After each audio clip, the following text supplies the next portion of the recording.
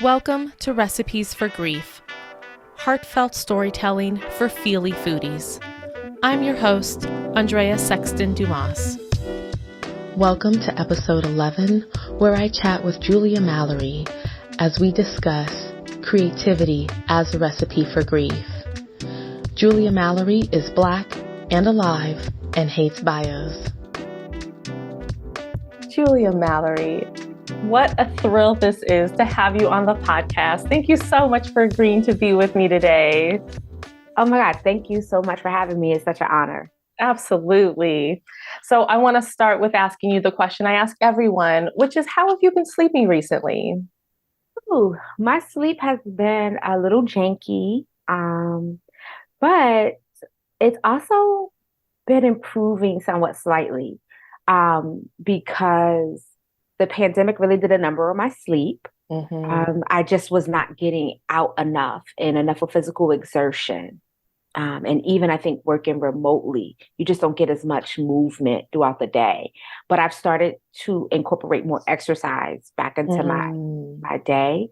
So that has helped me just be more naturally tired.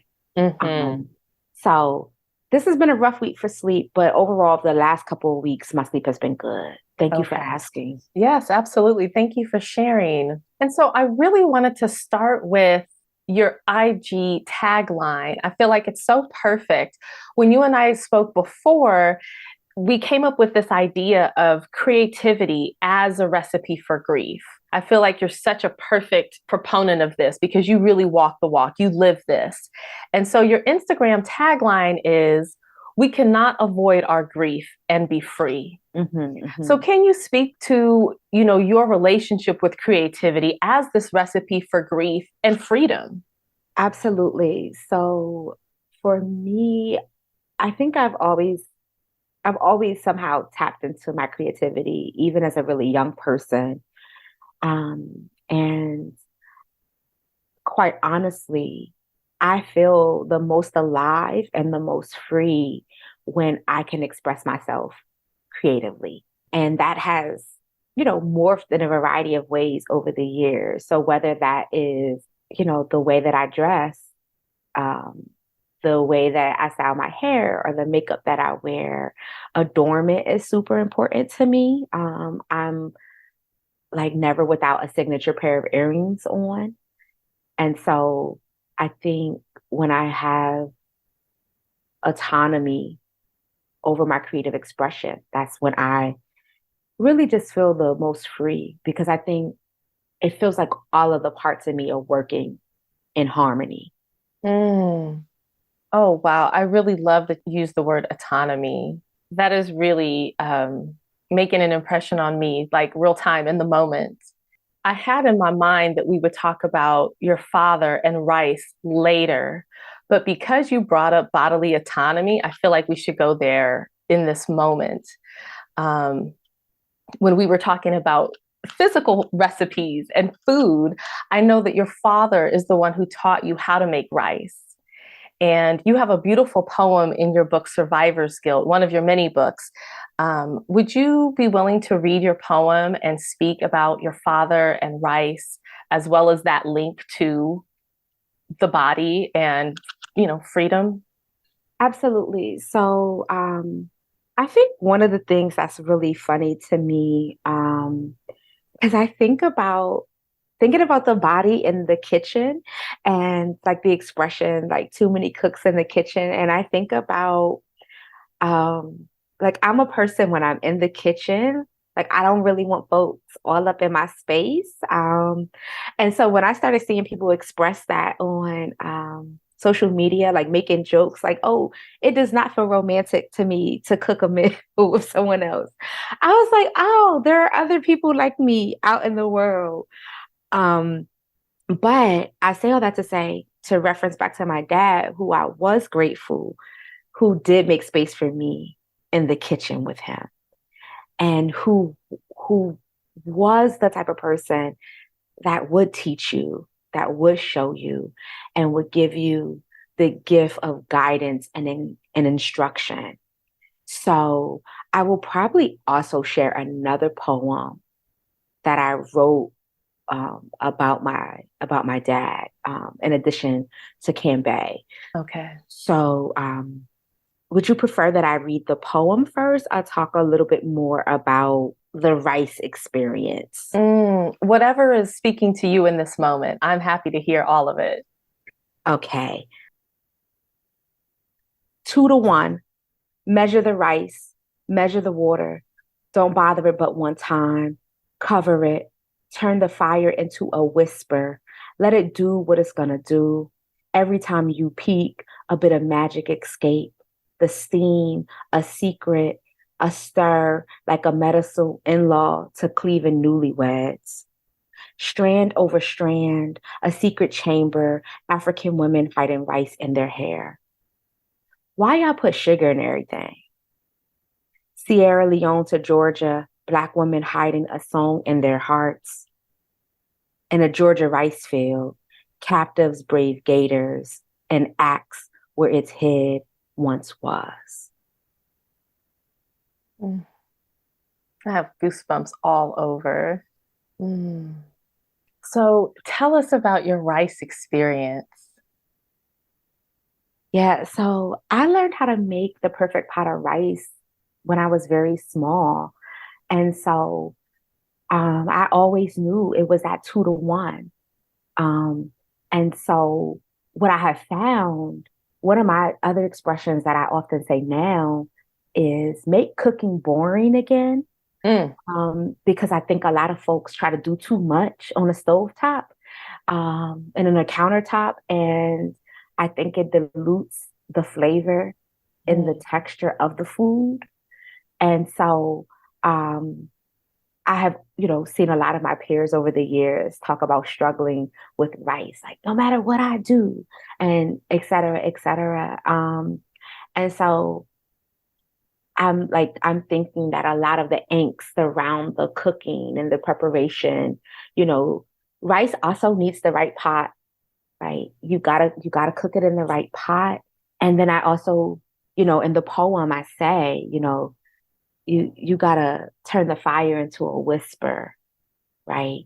So I also imagine, depending on if people are cooking with gas or electric, um, if there might be a struggle with that. But I think, again, my dad being in the kitchen with him, um, and just seeing you put that pot of rice on, right? And then you go do something else.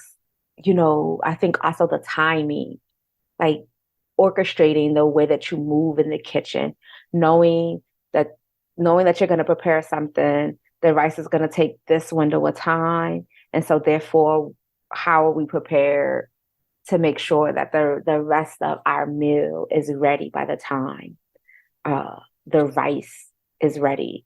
So I think in that way, I also just learned kind of the soul science, I would say, in relationship to cooking. Um, yeah. Mm. Soul science.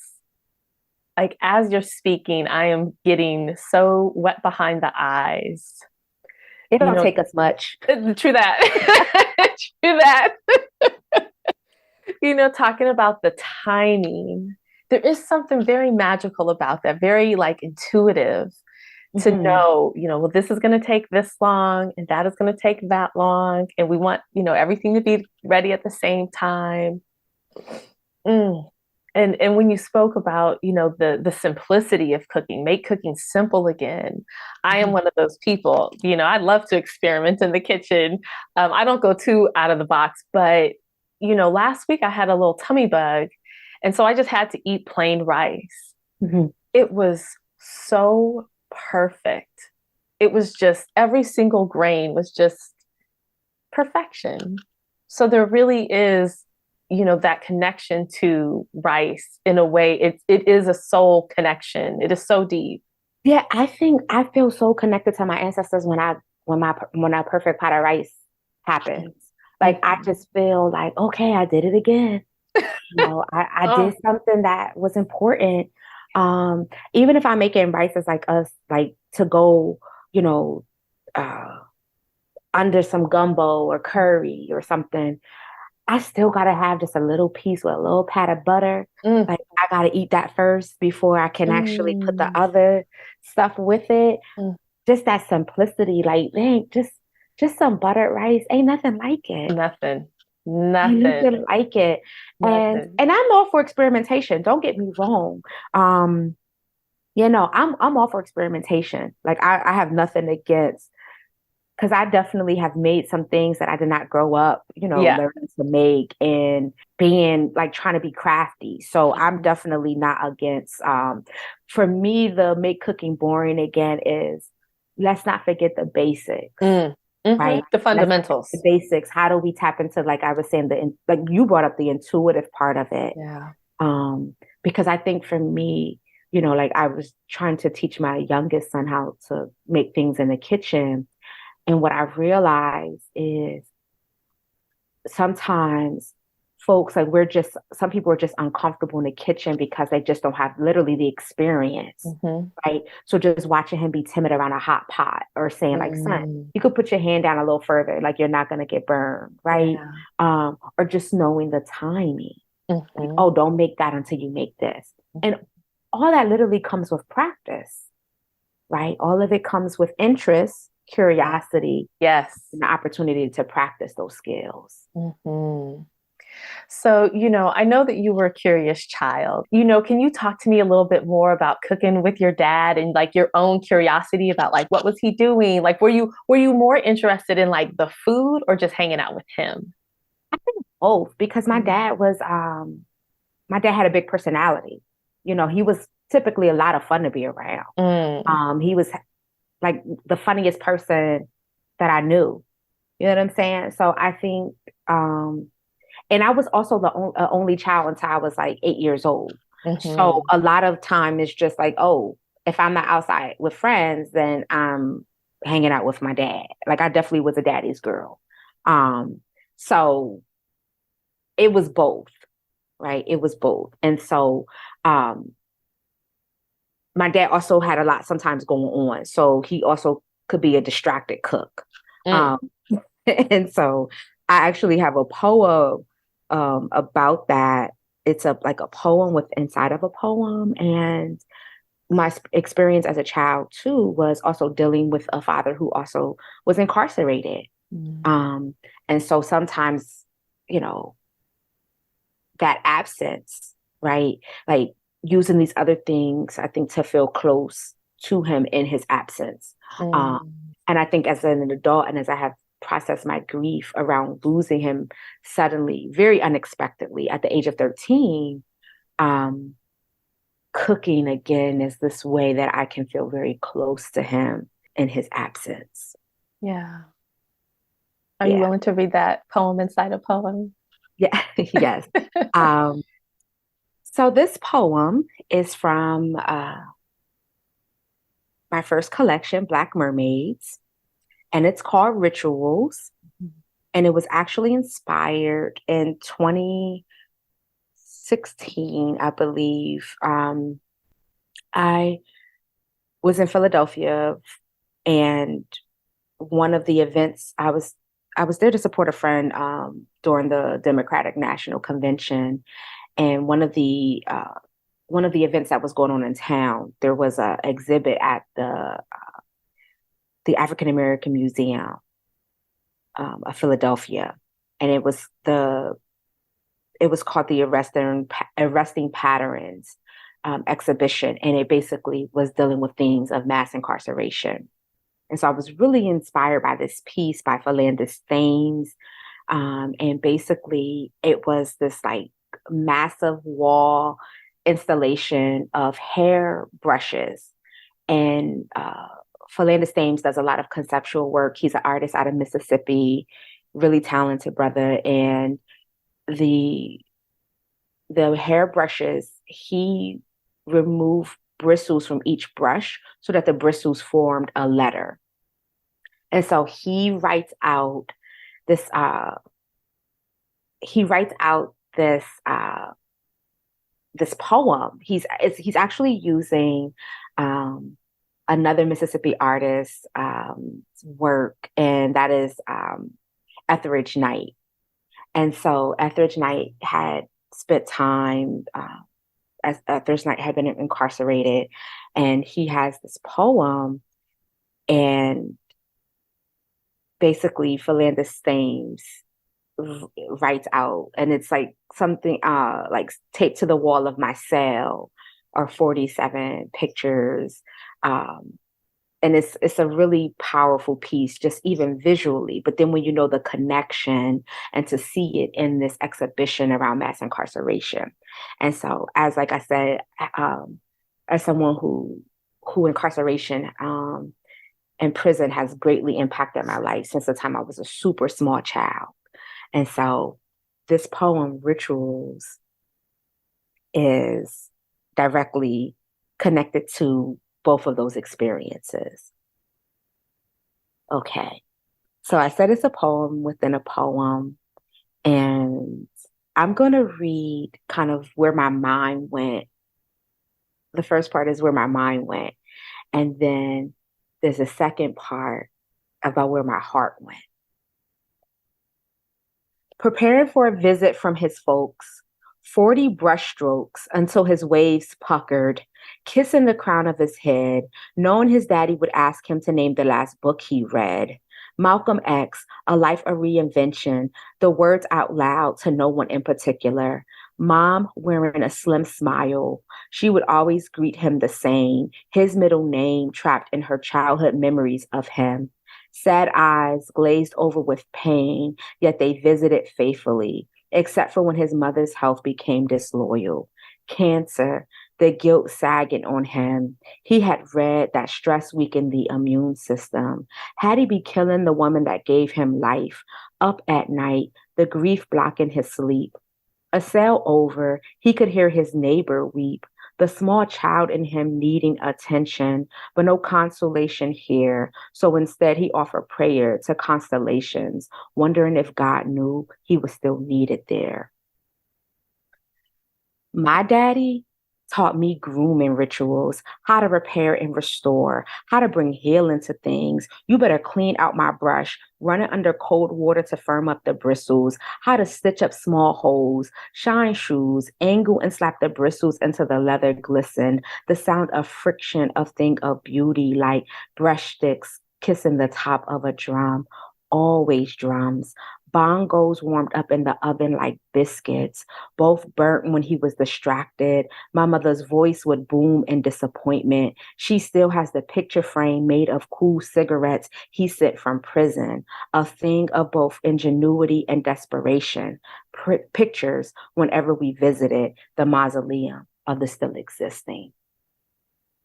Mm. And that picture frame with the Mm-hmm. cool cigarette containers. Mm-hmm, You've mm-hmm. posted a picture of this. I've seen this. Yes, I did because that poem eventually became a jumping off point Mm. where I talk a little bit more in depth about the experience of growing up with my dad. Mm. And in that poem, I talk more about also Etheridge Knight. Mm. I link him and my dad's experience as child soldiers, Etheridge Knight in Korea at 15, my Mm. father in Vietnam at 17. They both were April Aries. They both fell in love with women from Alabama, Oh, Etheridge Knight, wow. Sonia Sanchez, my dad, Willie Mae, my mother. So I am like kind of weaving this this connection. So yes, you have seen Mm. that picture keeping, I say, I think 3-year-old me for safekeeping. Mm. Hmm. Mhm. Yeah, and the creativity and desperation of the act of making that picture frame. It reminds me, I'm going to quote you again. I love quoting you. um, but you say, when we were talking about creativity, you said, do what you got to do to stay here, Hmm. Hmm. right? Like, do what you got to do. You Hmm. might be making something very practical from what might be trash to someone else. Just Hmm. do the creative thing. Just do it.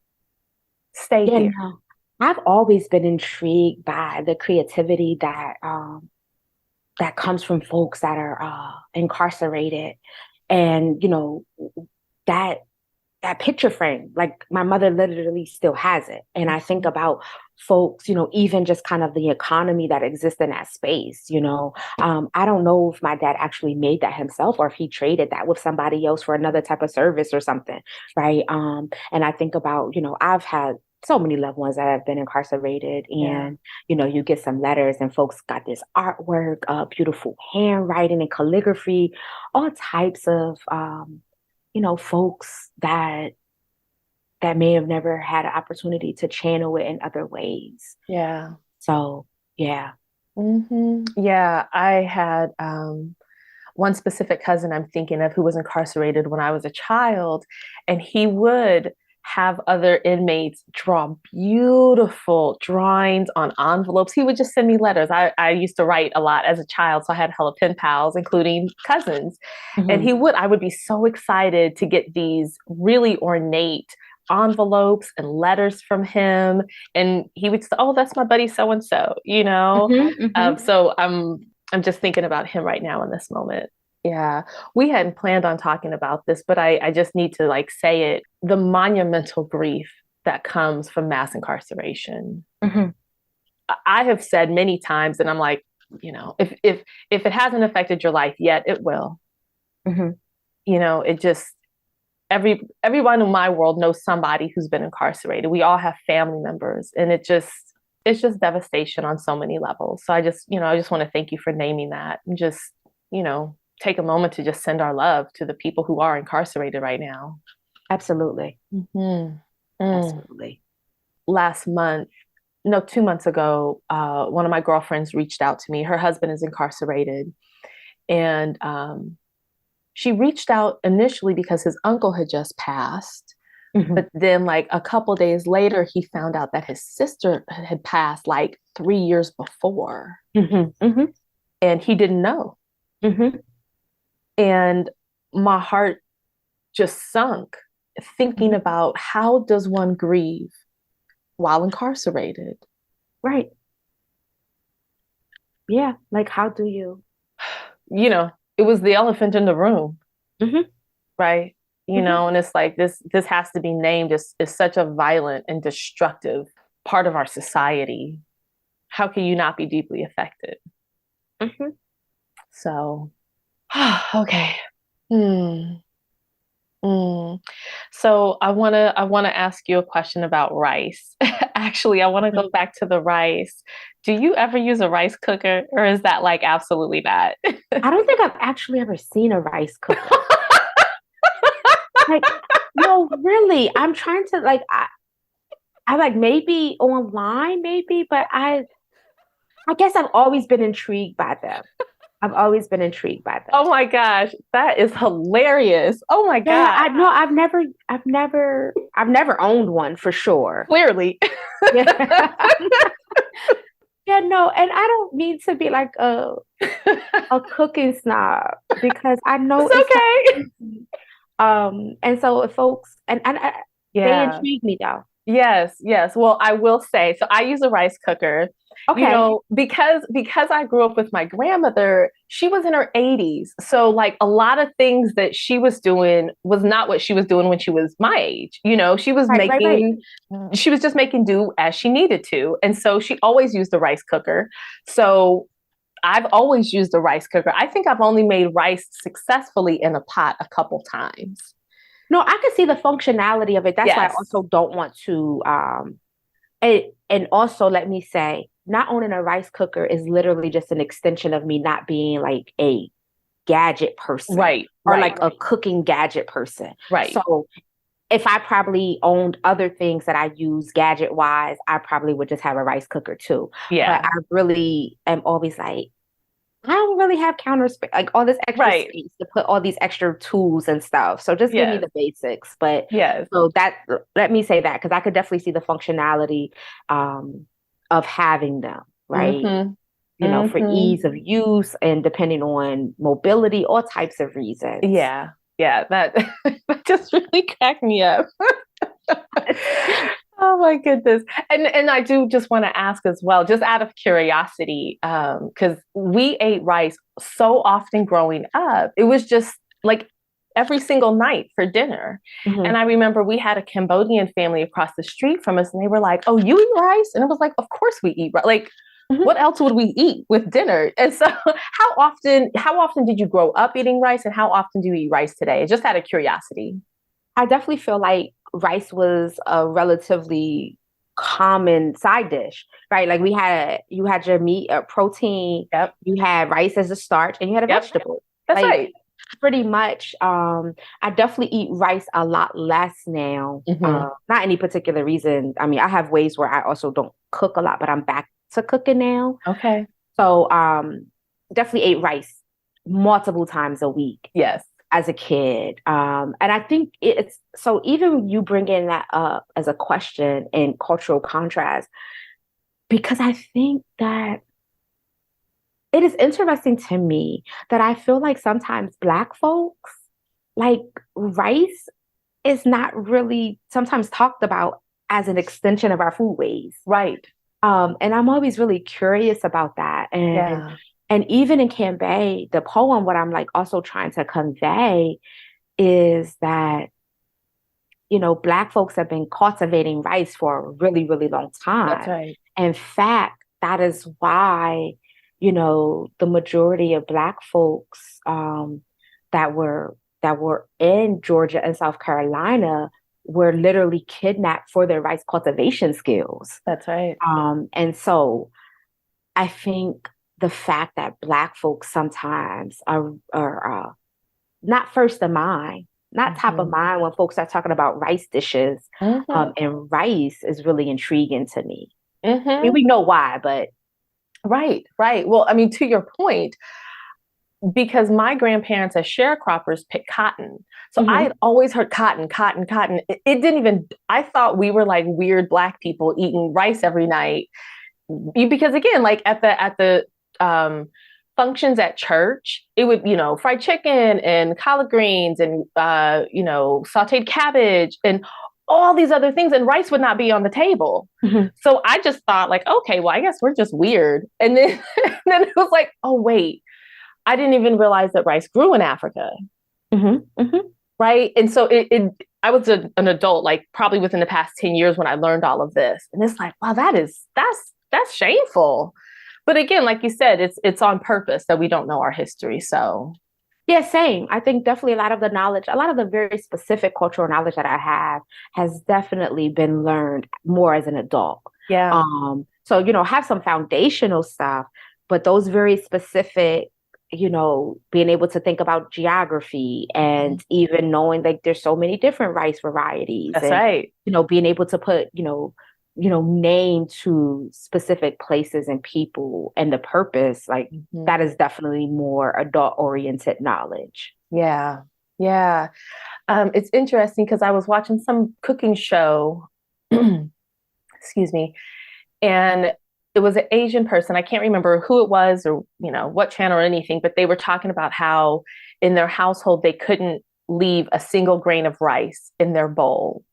You Hmm. can't waste it. You have to eat every single rice grain Hmm. because someone picked it with their hand. So it's very, very valuable. Hmm. And so I'm kind of jumping around in my notes, but it reminded like this ethics of eating rice and like treating each grain as sacred. Hmm. Um, and we had previously spoken about the ethics of consuming creativity. Hmm. And so in my mind right now, I'm just kind of thinking about this. Oh, wow, like rice is this precious commodity, as is our creativity. And, you know, I don't know. I'm just kind of, that's just stirring within me right in this moment. Hmm. Hmm. Yeah. Yeah. It's so funny because I actually thought where you were going to go was when you mentioned about like basically like eating all of your food. Uh-huh. Um, because Oh, because one of the things I think about, my parents were definitely huge on like you had to eat everything on your plate. And yep. so now just hearing you say that in that moment, I could think about, it was always this idea that somebody else is suffering somewhere in the world. So we eat what we have to kind of honor Mm-hmm. that we could have a similar fate. Um, and philosophically, I respect it. Right. But Right. we also know how that also has like created a lot of different other issues with us, like not being able to really listen to our bodies, That's right. never not being able to actually honor what our bodies are asking for in any given moment. And so some of that autonomy around, you know, what we eat, how we eat, uh, Mm-hmm. we start to, I think it starts to kind of break down maybe where some of those boundaries can be. And again, I understand culturally just like why it feels so important, right? Yeah. Why it feels so important for us to not be wasteful, Right. period. Like I get that. And then also thinking in this day and age, how can we honor that and also shift the way we ask each other to make those choices? Mm-hmm. Mm-hmm. Well, and so often, I'm so glad you brought this up because so often it would be said, there are starving children in Africa. That was like the line from the 80s. Hmm. And it's like, why are people starving in Africa? Right? Hmm. It's not their fault. Like it's not because they're in Africa. It's because other countries from Europe have come in and stolen their goods. So, we're Hmm. missing like that huge swath. It's like, well, we're somehow responsible for it as children, finishing our rice in our bowl, but we're not talking about why are people hungry in other nations. Right. And then like also, okay, well, I might have more than I want. So Mm-hmm. what's the overall, Right, right. there's some missing pieces here, That's parents. right. That's right. Yeah, because right, exactly. Because I mean, it's almost like this quote unquote American dream: keep consuming because other people can't. Which It's so fascinating. it It's like, really oh, is. wouldn't if we just consume less, other people would have more, Mm, right? hello. Yeah. Or also just clear, like also just capitalism just creates scarcity Mm-hmm. as a tactic, Mm, right? So even sometimes, because what also happens, I think some folks get blamed kind of for certain consumption when like uh, we're not they're not really the ones that are actually driving the issues mm-hmm. around consumption, right? It's a small group who are consuming way more Mm, resources than they should be. that's right. So even asking certain ordinary folks to make additional sacrifices is just really, it's not the answer, Yeah. or it's the answer to the wrong question, so to speak. Mm, Hmm. mm-hmm. Mm. Thank you for naming that. Yeah. Mm-hmm. I do want to circle back to your relationship with creativity. Hmm. One of the things that we had previously spoken about was, this concept of the healing artist. Hmm. We've been told a lot about this, right? Oh, the starving artist, the broke artist. Oh, you have to be depressed to be an artist. But I had never heard the term healing artist, but it resonated deeply within me. Can you speak to your relationship again? This nurturing your grief, honoring your freedom through your creative expression. Absolutely. And so I think one of the tortured artists, right? The tortured artist is a huge selling point in a lot of ways. And so this is why, when an artist is I'll just name, like, I think about, like, I remember growing up and it was like, oh, when Mary J. Blige, got into a marriage and all of that, then people were like, oh, the music is not going to be as good because um, she used to pour her pain, into the pen, into the performance. And so what will we have now to be able to enjoy? And so I think that I always, I wrestle with, I don't think it's like it doesn't have to be the same for everybody. But I think that for me personally, I believe I created my best work when I did additional healing work. And so the art was part of that, but I feel like my art is an extension of the healing. Um, but I'm not, because sometimes people were just like, oh, well, if they going through pain, then that must mean the art's gonna be fire. Mm, Um, and it's like, yeah, but what also about them as a human? So we get the commodity or the thing they Oh, produce, but what about their spirit? What about their soul? What about their energy that's right. after having been in that type of pain? Mm, Right? Like the work can reflect the pain, but that don't mean the work can always hold the pain. mm, Right. And so we have a lot of creative folks who are absolutely in a lot of pain. Um, and I'm not saying that we stop doing things just because we're in pain, right? Because we got to do what we got to do to stay here. mm-hmm, Um, but I think it's a much more nuanced conversation that I welcome more opportunities to have. mm-hmm, Um, I do like talking about this, and I had posted this on my Instagram about a year or so ago. Is it the work or the wound? mm, And my significant other, who's also an artist, was like, "Well, babe, I feel like it's both."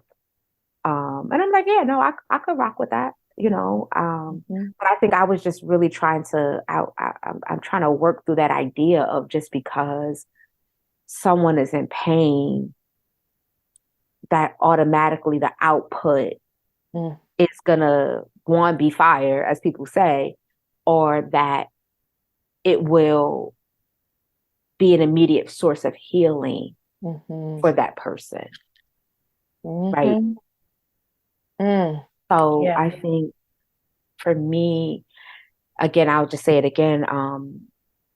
I believe my best work has come as a reflection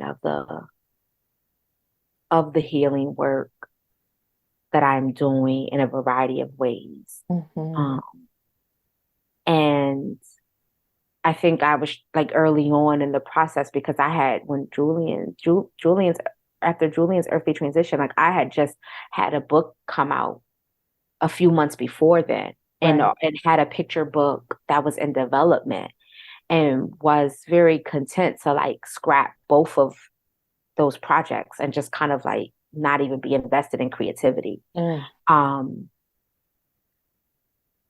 and I think it was part of like have developing a relationship with my grief that gave me the discernment to recognize that I was not using my creativity as a means of avoiding my grief, but I was using my creativity as a reflection of healing through grief. Um, and so it's a very probably fine difference, but for me, it felt like a key distinction in my body. mm-hmm. Mm-hmm. And so I just want to reference the books that you're referring to are your children's books. Is that right? Karima and the Black Mermaids Yes. and Breath.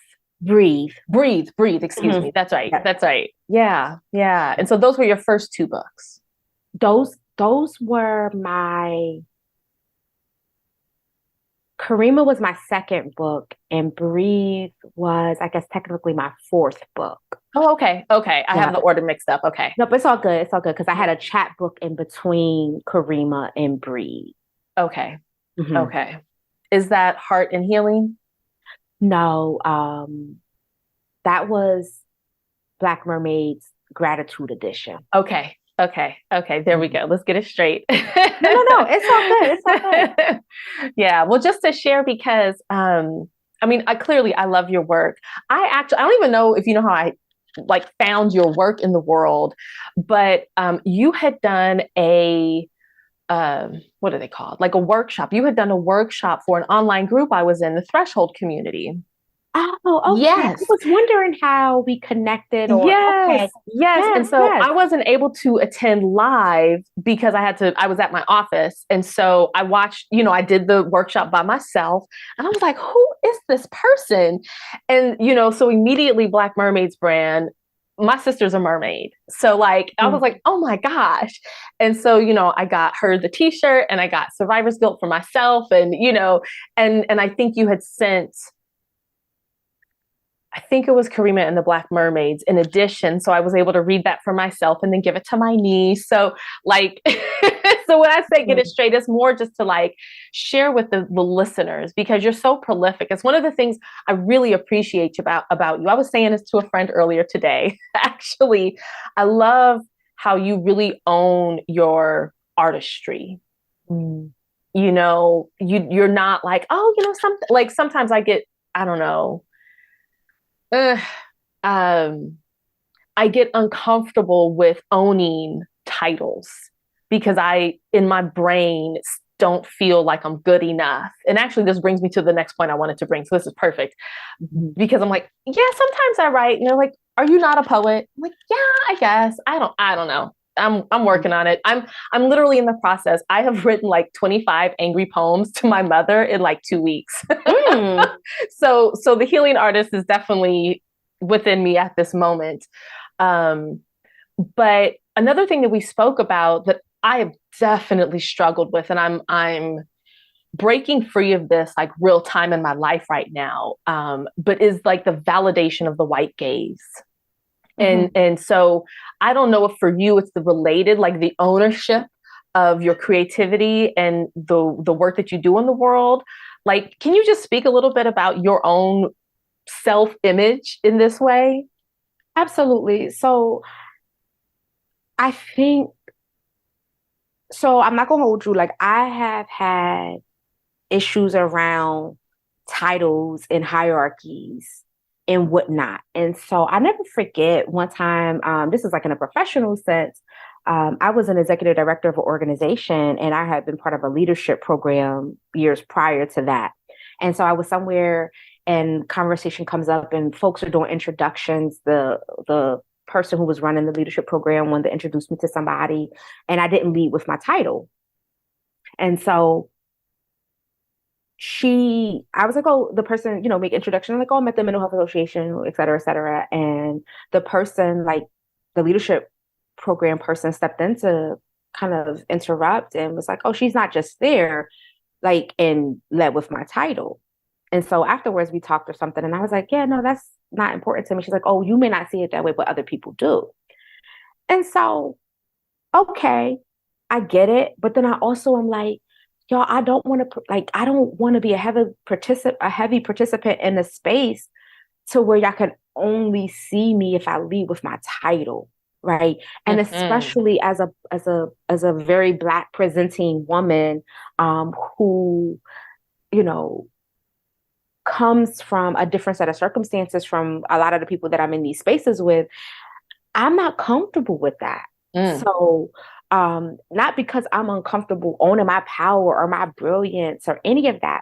In fact, it's because I feel like I do that I'm already owning that. And so if the only way that you can see me Mm. is through a title and you're gonna miss everything else, then let's just not give you any of it. Right.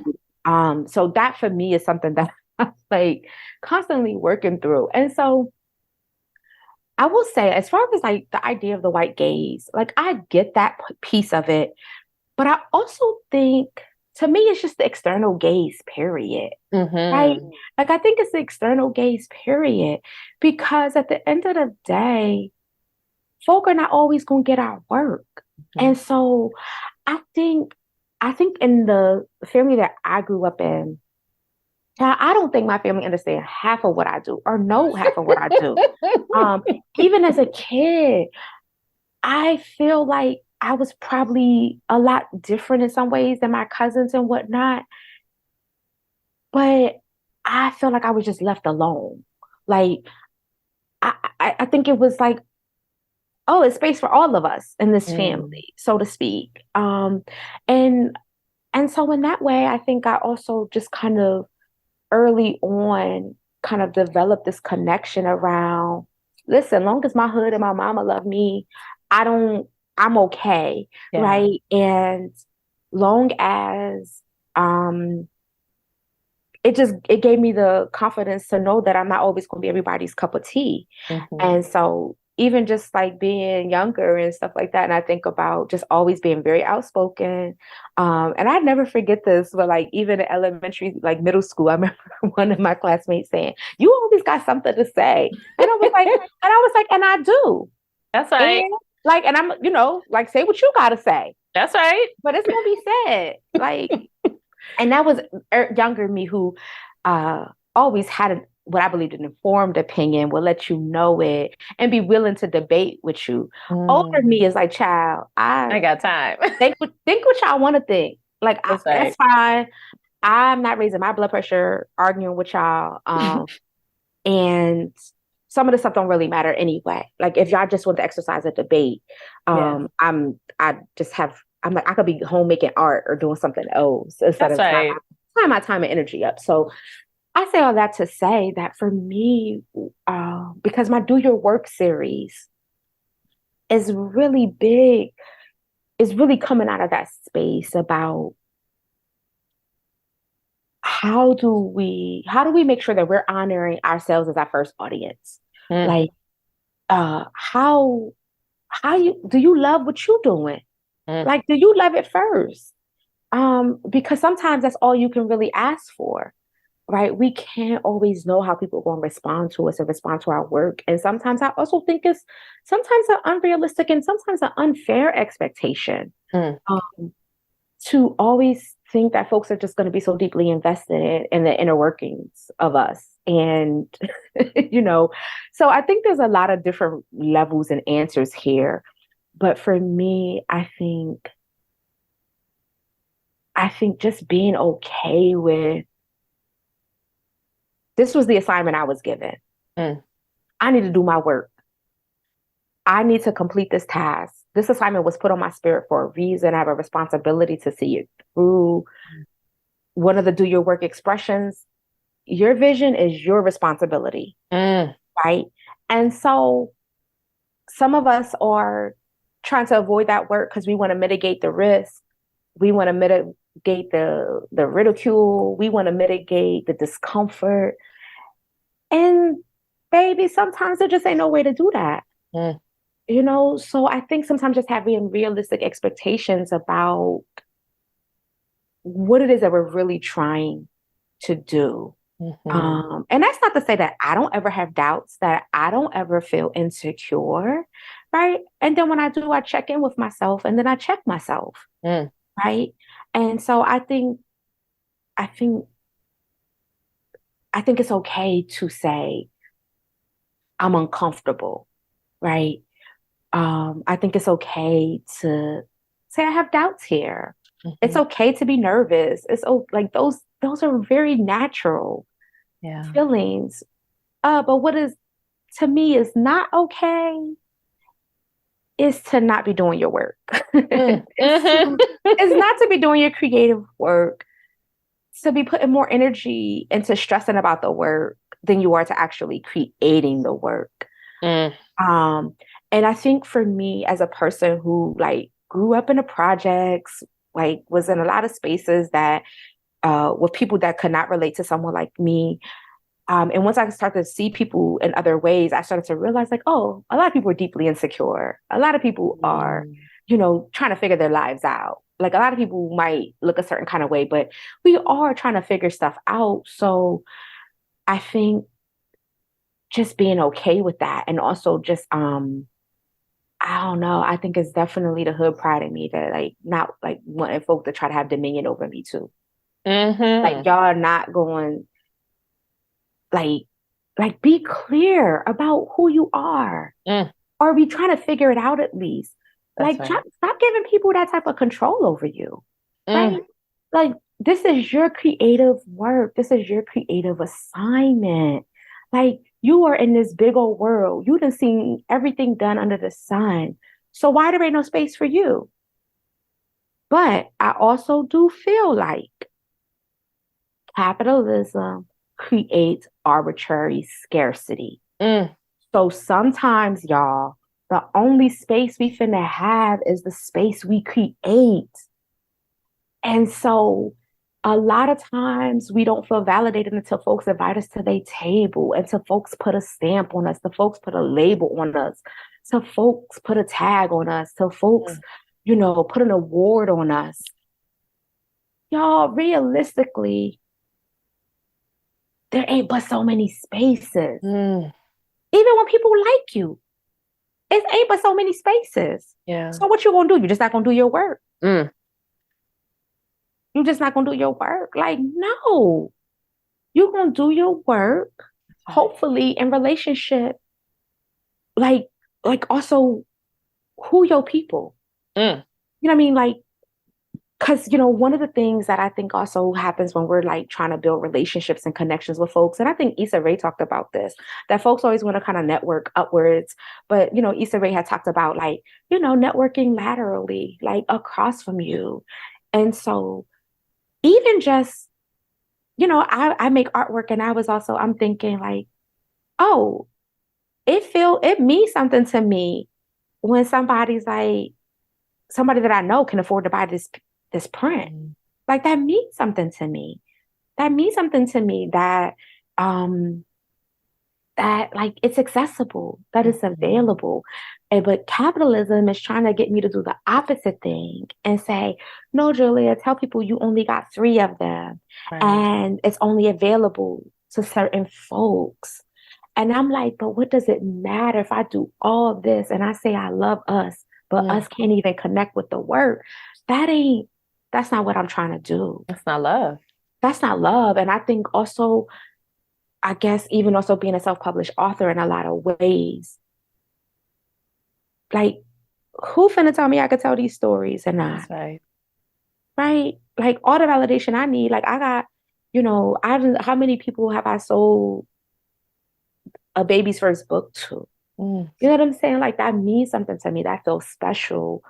Um, and I know that there's a lot of ways that certain people kind of get ridiculed, but I'm also from a place where we have to put ourselves on. Ain't nobody checking for us. Like, wasn't nobody trying to help us or whatever. So I'm from that era. I'm from that, that space where you put yourself on. Mm. You know what I'm saying? If the play don't come through, then what? You just not gonna be in the game? Right. Absolutely not acceptable for me. Hmm. You know what I mean? And we walking around, we always talking about bad, no bad vibes, no bad energy, child, but ain't no worse vibes or energy than Mm. walking around with all that repressed creative energy up in your body. Come on. So, like, do your work. But Mm. also, I think it is a shifting of our relationship to the work. Like, sometimes we gonna do all these incredible things, and maybe you ain't gonna be on nobody's magazine. Ain't nobody gonna want to interview you. I don't know. Like, it's just figuring out because people make a lot of assumptions about how you arrive at a place. Right. But I am a self-published author who who kept working my trunk. I sold books at the gas station. That's I right. pull up on you, like whatever. Like I want to put the work in the hands of the people that I believe that I'm making the work for. So Hmm. however I gotta do that, I'm gonna do that. And I respect everybody got their own path. Everybody got their own route. All I'm offering is that, hey, here's an alternative to, here's an alternative. And I think also just like growing up, like as a poet, I also take a lot of, so I always talk about, I'm a child of hip hop and rap and not, independent labels and folks selling music out their trunk and stuff. But even before then, uh, for me, it's probably simultaneous when I learned about the Black arts movement and I think about all the Black independent publishers Hmm. who were, putting out chapbooks and publishing their friends' books. And, so I'm also from that era where people were just like, baby, do somebody got a copier? Like, Right. make a book. You know what I'm saying? Like, what are we've been doing this. Yes. We've been Yes. doing this. Yes. So that's why I say, for me, white gaze, I get that part. But I think at this point, I'm like nearly so far removed mostly that I'm like, most of my work is in relationship with Black folks and other folks who obviously take an interest in it, which is all good. Um, and also respecting that I believe I have an assignment. I'm trying to be obedient to that assignment. It feels good when I'm creating. I definitely ain't finna tie my time up trying to convince people that I should be able to say or create the things I Mm. want to create or get people to understand them. But I'm like, I've been understood a long time, Mm. right? And it's very possible that I might create something tomorrow and people are like, oh, well, we don't get this. And it's fine because it's just like, oh, maybe this is where you get off the ride. We'll loop back around for you. That's And that's right. Next time. and people got to listen. We got to be okay with that because like Yes. they also what people tell you like you are sometimes going to attract your people along the way. Yes. And I know that can feel a little lonely at times. I know that I have friends who they just love me as a person. They ain't even really deeply connected to the work I'm doing. And that's all good because I'm just like, I still need to be loved as a human, even if That's I never right. do. And that's why I want to also, I feel like there's this huge weird shift that I feel like is happening where people are like, oh, if you can't talk business deals, if you can't talk this, and that. And it's like, y'all, we still need people to just love us regularly. If you That's never right. made another deal, if I never sold another book, if I never made another collage, I still need somebody to love me just because I'm Yes. Julia Yes. and and that's it. So let's like not confuse the two. And I Mm, think that our work, I'm always afraid that my role, I'm supposed to do the things that are put on my spirit to do because maybe it's supposed to unlock something for somebody else. And basically, baby, if I don't show up, the person they there waiting for the baton so they can finish mm. running the next leg of the race. And if I don't show up, child, they won't get the baton. And that could be something small, big, medium. And so, like, do your work. Do your work. Do your work. Do your work. Yes. Oh, I just love that so much. You were absolutely passing the baton to me. I can just absolutely tell you that. I so appreciate how you put together the experience of buying tapes, cassette tapes from somebody's trunk at the gas station, at the ballpark, in the parking lot. Because when I was in college, I started self-publishing. Hmm. I published my own chapbooks. I published my friends' chapbooks. I published my professors' chapbooks because I just wanted to get the work in the world. Hmm. And at the time, I wasn't waiting on anyone's permission. I really wasn't at that time. And I had like academic trauma that kind of fucked me up for the past 20 years, which is what Hmm. I'm Hmm. undoing right now. But it's like, that's exactly right. It's like, you hustle. I wasn't really worried about quote unquote making it. And I said to a friend a couple days ago, talking about all these angry poems I'm writing to my mother. And I said, I've made it. Just being able to say the thing is all I need to do. If not a single soul reads this outside of you and I, that's all that matters to me is that I am allowing myself to say the things I need to say, period. Hmm. And I don't need any external validation. I've not asked for proofreading. I don't need anyone's 2 cents on my poetry at this point in my life. I'm just writing what I need to write. I'm doing the work. Thank you very much. Listen, I get it. A lot of this space, our creativity has rolled into this idea of it's a business. And so sometimes there's going to be direct conflict between what we need to do and what people who want to make money off of us need Mm, us to do. And so that can be somewhat of a struggle. But it's interesting because you mentioned, so if you took the workshop that I did with the Threshold community, that was whose imagination created you. mm-hmm.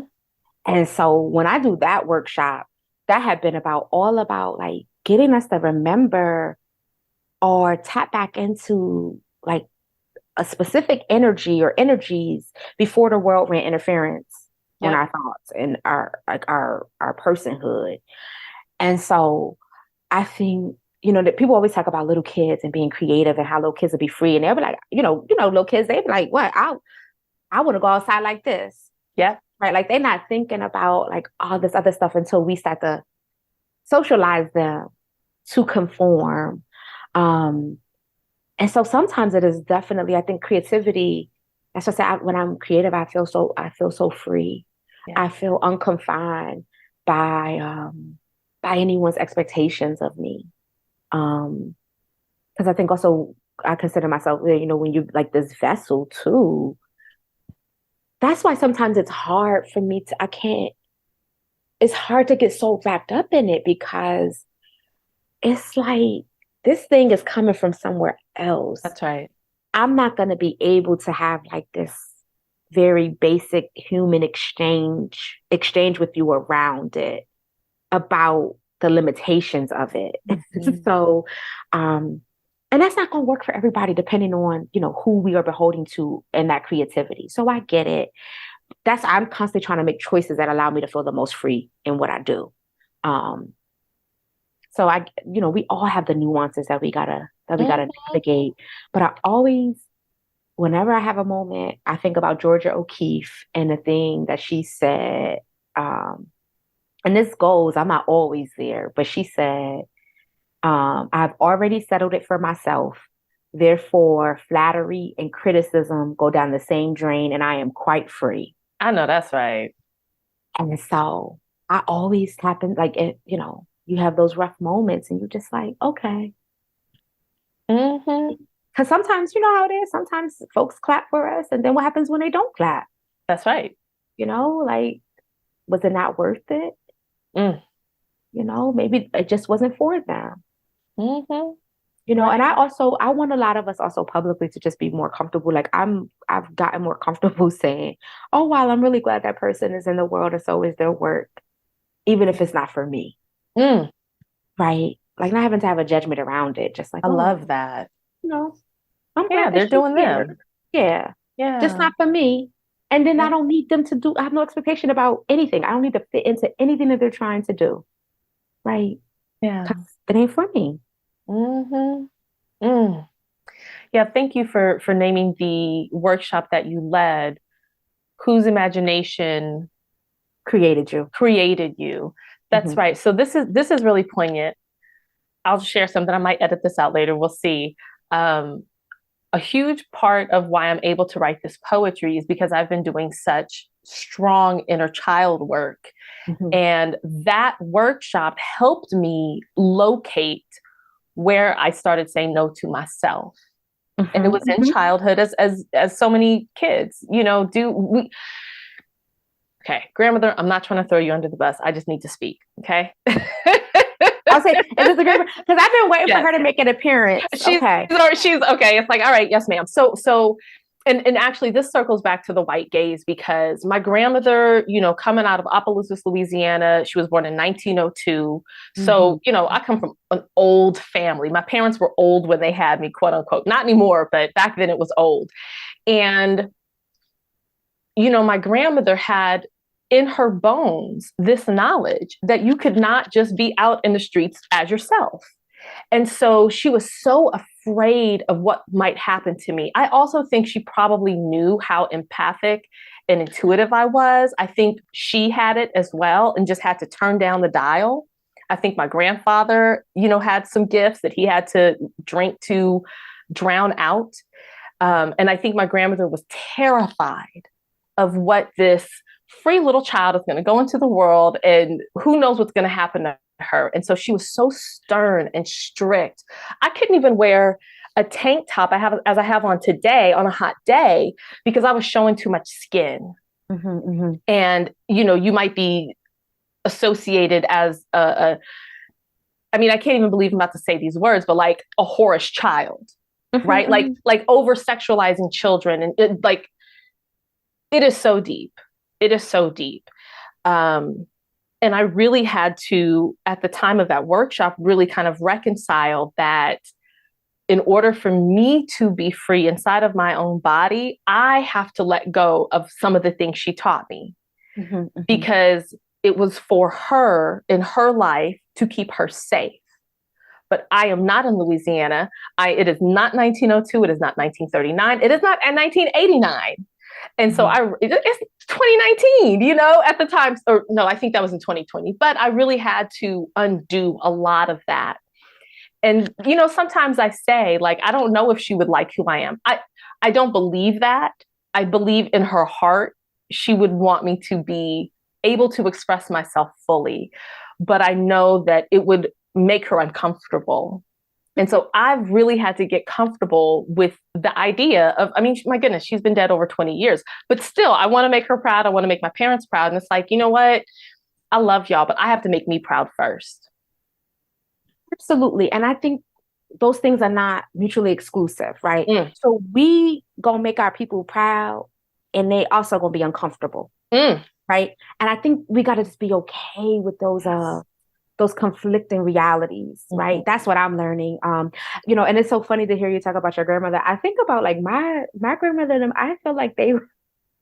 I think they were my first experience with kind of more a gentle like Mm. approach to parenting and just kind of let me be me. Like I think Mm. they took pride in that. Like, oh, she gonna speak her mind, like it was kind of like um so I think we are all sometimes like tapping back into that energy because Yeah. even for me I'm like, oh, I've definitely had moments where you kind of lose your way, and I think that's why I wanted to do the Whose Imagination Created You workshop. It was part of a that line is in a poem that I wrote in like 2013. Wow. And for whatever reason I pulled back, pulled from that. But I'm like, I think we all need those reminders. Hmm. Sometimes you just got to check back in with yourself and be like, y'all not going to play with me. Hmm. Right. But I think first we got to stop playing with ourselves. Mm. Like, first we just have to, like, don't fumble you. Like, don't fumble your creative gifts. Mm. You know what I'm saying? Don't fumble your creative bag. Like, you sitting there with all of that bounty. You Mm. know what I'm saying? Yo, people have pulled that through, blessed you. You know what I mean? You're divine, you're creator. God has blessed you. And people always say to whom much is given, much not people say that, but too much is given, much is required or expected. Okay, you've been given a lot of gifts. Mm. Like, how are we using them? And I think also, for your grandmother, a woman born in 1902, right, who was afraid for you to show skin. But we also show up in a way we teach them too. We guide them too. That's We right. heal them too, Mm. right? When we heal ourselves, when we say we disrupting that space, we disrupting, we're not bringing that like this is, we always Oh say, oh, this yeah. is where it ends, but like that, I mean, we know these things, right? Like it is like, how do we disrupt that? Like, how do we change the course? Hmm. And so I think it's definitely the both and thing though. Like, baby, we gonna make them proud and they gonna be And hella uncomfortable. that's right. They're like, oh, you out there free. Free, free. Yes, ma'am. Right. Like they gonna be looking through like, almost covered eyes. Like, what this child What's finna she do? doing now? She just said, what? Oh my God. Like, you know what I'm saying? Yes. It's Yes, it's I it's, do. it's gonna be like that. Yes. It's gonna be like that. And I think we also gonna be uncomfortable because we thinking about their comfort. Yeah. And so we just, but when a couple years ago, I had went through a really rough patch. And this is before Julian's transition, just like Mm. regular life stuff. I was going through a really rough patch. And I had hit a point when I was just like, yo, I'm not letting these people play with me no more. Um, I'm not gonna be the only one uncomfortable. Mm. Right. I was like, so if we just in here all uncomfortable, that's cool. That feels equitable to me, but I'm not gonna be the only one stressed. I know Why I'm that's the only right. why I'm the only one whose chest is tight. Mm. Then everybody's lips and teeth and chest gonna be tight, but it ain't gonna Mm. just be me. Mm. And so that's where that's what I've been trying to move in that spirit. Because Mm-hmm. like no, like Zora said, baby, if you silent about your pain, they'll kill you and say you enjoyed it. That's right. So just I need I need to document it. I need my descent documented. Like Mm. y'all gonna know, you know, it anywho. Mm. Mm. I love everything that you're saying. And that really brings us to this idea, you know, doing your work, making people uncomfortable, having your descent be documented. You said previously, um, when you're completing artwork, or, you know, I'm using artwork very loosely. It could be writing, could be film, you know, Hmm. completion as a portal, conjuring with creation and completion as a portal. Hmm. So Hmm. I would love if you would wax poetic on that, because that has really stayed with me since you said it. This idea that like you're not just like willy nilly done, like like it's a portal. Speak on that. Well, for me, it has felt like when I create these works and one, something got freed in me, Mm. Point blank, period. That's why, again, reverting back to like, what is the thing supposed to do in you? Right? Like, as your own audience, like, how did it shift you? How did it change you? And so I think that completion as a portal is saying, okay, now the thing is out in the world. And this is where it gets a little tricky around artist relationships to our work because um, I know some people say, oh, you don't own it no more, but it's like, oh, I still own it, but I can't own every reaction to it. Right. And so, what is that thing going to do in the world? My favorite thing that I never thought about before until people started wanting to talk to me more about the work that I created. And this also started when the children's books came out and I would be in elementary schools and I'd be doing school visits. And the way the kids ask questions, I'm like, first of all, the NBC send you because where did that even come from? You're like in second grade. You're so prolific asking me that, right? But what when I having those conversations around the work, I'm like, oh, people, the work is unlocking all types of things. And like I can't control people's reaction to the work, right? Because it's bringing things forth in them that I never anticipated, right? Even as a poet, and you know this, I've had people come up to be like, girl, I love that poem about X. And I'd be like, okay, girl, but that poem is not about X. You know what I'm saying? But I what can I say? Right. Like I'm not gonna go hard in the correction unless it's like a really bad, like, oh no, it's not bad, y'all. Don't take it that way, type of thing. So I think for me, when I say completion is a portal, it's like, oh, like literally the completed work really is going to do something Mm. out in the world, in you. And you just really don't really know what it's going to do. You just don't know. And even having conversations sometimes around our work, I'm like, oh, I'm seeing even the work with new eyes. So even this idea of completion, right? Even this idea of completion, for me, it has turned into a phase as of late. Mm. Like things sometimes are like they're done in this season, That's right. but it's possible that I might revisit it in a future season. It's been hella interesting to revisit work and be like, dang, I didn't even see that connection. Like my own work. Like, Mm. oh, how did I miss that? Yeah. So I think for me, that's why I'm just like, oh, and some of my best ideas have also come literally as an attempt of another idea that was not successful. Hmm. So being a creative sometimes is also like being an artist, being a creative spirit. Sometimes it is also being okay with things not fully manifesting. Like sometimes I like to say, you got to leave space for the manifestation of miracles. Mm. Sometimes I've not been able to fully bring a thing through the way that I thought it was gonna come. But then it was still like my Denzel moment. Like I still left with something. You know what Mm. I'm saying? Mm. Like, so I think for me, the completion is a portal is just saying, child, like, finish the thing. Mm. Or or not. But there's something in your life that you got to finish, right? Because I also don't want people to think like, oh, only if I completed every single thing. Right. Um, I think really for me as an artist, sometimes it is about like keeping it moving.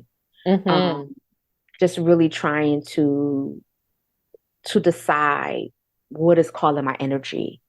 Um, yeah. Yeah. Yeah. And you spoke on this earlier, but it's coming up for me again in this moment. So I'm just going to say it out loud in case anyone's listening. They're like, I don't know what these people are talking about. But like what's been happening with me, and this used to happen as a young person. I've had insomnia most of my life. Mhm. And as a young person, and I had like a good 20-year hiatus of like, I'm not listening. And so now the portal's been opened up again. And it's like, all right, well, here we go. But like I'll be in bed when I go to bed in the evening, it's maybe 9 or 10 p.m. and things are coming to me. Like full sentences are coming to me. Mhm. And I might lay in bed just kind of like, oh, I'm thinking about this, I'm thinking about that. But I have to physically get out of bed and write it down. I need to get it out of me. And what happens is all the words pour forth. It's literally pouring out of me. Hmm. And then it feels complete, at least for the moment. And then I can actually go to sleep again. Hmm. Like I can't go to sleep if I don't get it out, you know? And so it's like, I don't know if this is like a cure for insomnia necessarily, but this idea of like allowing myself to be that vessel. Yeah, no, absolutely. Absolutely. I remember being in grad school and I had a professor and he was saying like, oh, keep something by the bed because, and this wasn't even like a creative class. I forget even get what the class was, but he just was like, because you need to go to bed. And if it's just rolling around in your head, Yeah, get it uh, out. just put it down somewhere. Mm-hmm. Yeah, just get it up out of you. Yeah, yeah. And, for people, I just want to say this because people might say, oh, well, so and so's in the bed sleeping. And I don't want to wake them up. Everyone has a smartphone. Like we have ways to express ourselves that are not, we don't, I think like it's easy to find excuses. Oh, I'm tired. I don't want to turn on the light. Well, then don't turn on the light. Just grab your phone, leave yourself a voice note, and then move on. Then you can go to sleep. I hate to say it, but if you sitting over there rolling around Right. and retching and around and doing all of that, like the person, you probably gonna wake them up anyway. Anyway, You know what I mean? So you might as well just try to get out of bed quietly and then that's come right. back because if you are literally laying in bed for 2, 3 hours and you haven't fallen asleep, I Yeah. don't think you're going as undetected as you think you are. And at some point, the person gonna roll over and be like, "Oh, you still up?" Like Right. Me as too. as a way of saying, "Now I am too, child." Like Right. You woke me so, up. Thanks. right, right. That's definitely the kind way of saying, you woke me up, right? Like, oh, you still up? Like, Yeah. Yeah, but allowing it to just come out of you and not fighting that, just yeah, allow no, I yourself to get be that it. The vessel. creative life too is very varied because I also sometimes have to, talk to folks, and I'm like, okay, I'm also in a very different life season. Mm-hmm. So, everybody, we all have different levels of energy, time, resources. Um, so that also means trying to work with the seasons that Mm-hmm. you were in. And so in a season, like I think about like being on the East Coast where we technically supposed to have 4 seasons. But even like in the winter, there's still some things that are still growing. You may not be able to plan as much, right? But there's some things that are still growing, or there's just the ecosystem is just it's just looking a little bit different. And so I think sometimes our relationships, our creativity, it might just look a Mm-hmm. little bit different. That doesn't mean we have to be completely inactive. That doesn't mean that we have to do no things, right? Mm-hmm. It's just the difference between saying, oh, I know I got these other commitments. And so unfortunately, I can't write for 4 hours a Mm-hmm. day or 4 hours in a week. But baby, you got 20 minutes somewhere, That's right. right? And sometimes it is making those tough decisions. Sometimes it is like, okay, I'm not going to scroll on social media for 20 minutes. I'm going to put 20 minutes into my notes. Mm-hmm. Um, I'm going to use my voice memo to talk through some creative ideas that I have. Um, I'm gonna start outlining something that I want to do. And Mm-hmm. so maybe it may be 2 years before you actually fully get to the place where the thing could be implemented and executed. And I think that's okay too. So it's definitely okay to take inventory of your unique circumstances and figure out how you can work within them. Mm-hmm. Um, but I think inaction, doing nothing, if you're miserable, that's it. Mm. If you're fine and you're content, you don't have to do anything, right? But if something in your spirit just feels so unsettled, Mm. right? If it's on you, like you got to do something because that's no way to live. That's Like that's right. no way to be repressed. You don't want that. Mm-hmm. And I think also when we have an abundance of gifts and we have this bounty, it is so easy to take them for granted, Mm-hmm. and then to enter into a really negative relationship with it. So I think we honor ourselves and our unique talents, and the blessing that they are Mm-hmm. by literally making sure that we're doing something with them. That's right. That's right.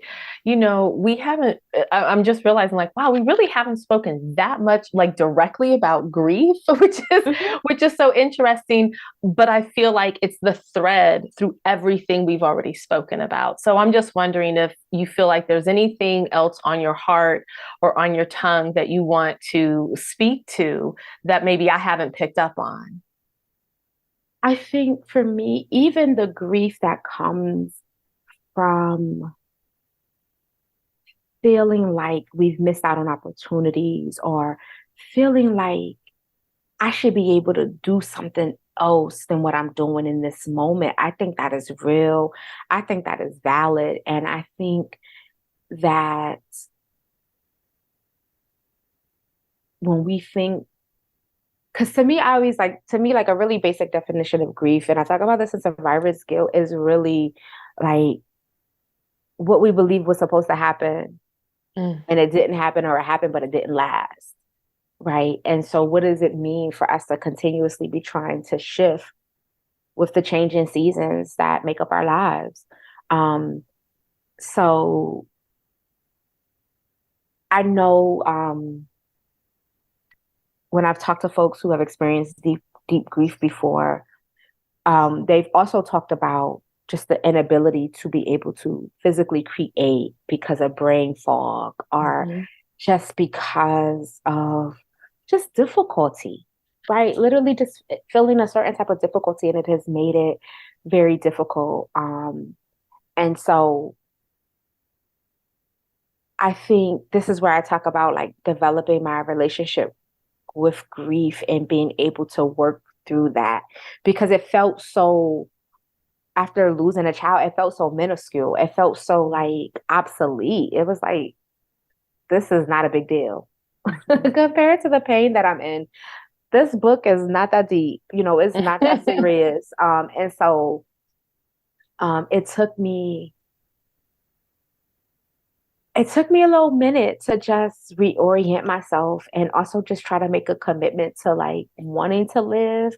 And I remember talking to my good friend because Karima was already like written and I had the illustrations and I had already laid it out. I had Mm, even had a mock up of a print, but I didn't have like the official bound version of it ready. And I was just like, you know what? I had, I already made this announcement, like, oh, I'm just kind of done with this stuff. And he was like, well, Julia, isn't it already like, don't you, isn't it written? Isn't it laid out? Don't you got the illustrations? And I was like, yeah. And so Cody was like, so you telling me you just gonna mm. bake the cake and not put the icing on it?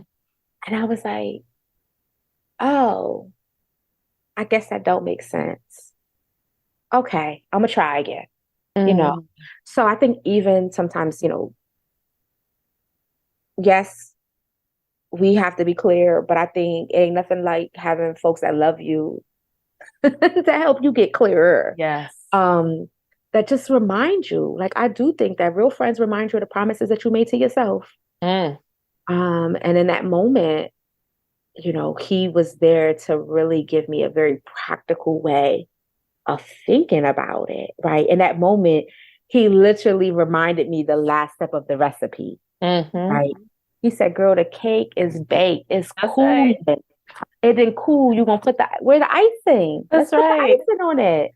He's like, people want the cake. We ready for the cake. So Hmm. yeah. Yeah, yeah. I love that you brought up practicality. This actually circles back to something you said in the very beginning of just your creative expression, just through the way you dress and your earrings and your hair and your makeup. I've had so many friends tell me over the years, oh, Andrea, I'm not creative. And I'm like, you literally put together a whole outfit. You are Mhm. creating conversation with me. We have created a relationship. It doesn't have to be quite so literal as like a Mhm. painting on the wall. But when you get yourself dressed in the morning, that is creative. Even if you wear the same thing over and over, how you tuck in your shirt, how you don't tuck in your shirt, all of it is a part of your creative expression. No, absolutely. And that's why sometimes I know there's been these really weird and complicated conversations around who gets to be creative. Mm. Because sometimes people are so quick to think of like, oh, well, because poor folk, they only just think about their immediate needs. They ain't thinking about creating nothing. And it's just like, uh, they're not. You know what I'm saying? Like, have you talked to folks? Like, Right. and then like, you know, that could mean a lot of things for a lot of people across a lot of different places. So, um, I think about hell, even as a young person, like a lot of my creativity around dressing was just because I couldn't afford certain outfits, Mm-hmm. right? And so in high school, we talk about tapping back into that inner child. In high school, we had senior superlatives, and I was voted most creative girl. And so when I look back at that yearbook picture, sometimes, I have to remind myself, girl, like it's been you the whole time, That's right. right?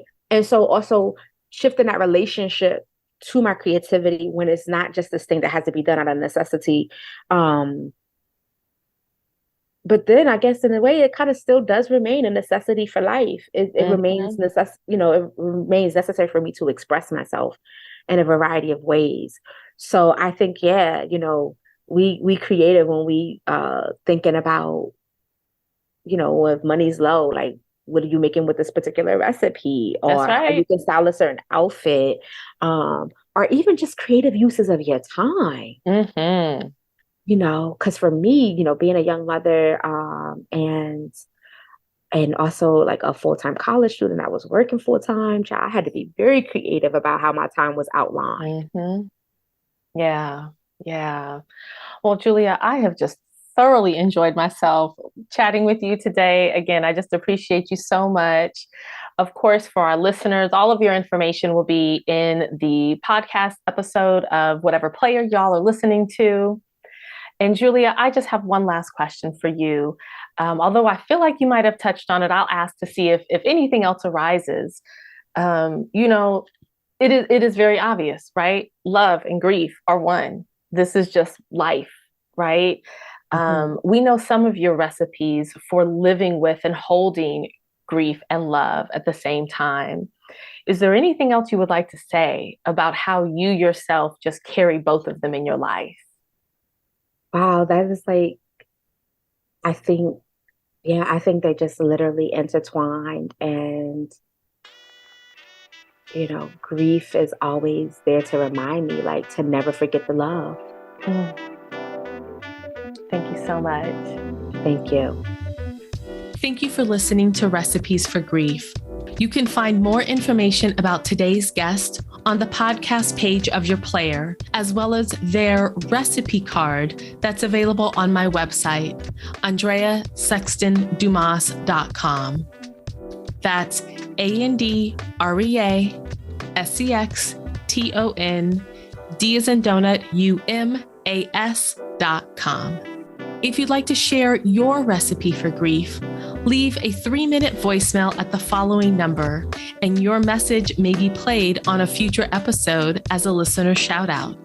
That number is 510-426-6041. That's 510-426-6041. Find me on Instagram and TikTok at Recipes for Grief. And now, here's a little advice from my grandmother. Life isn't easy. You just have to make the best of it.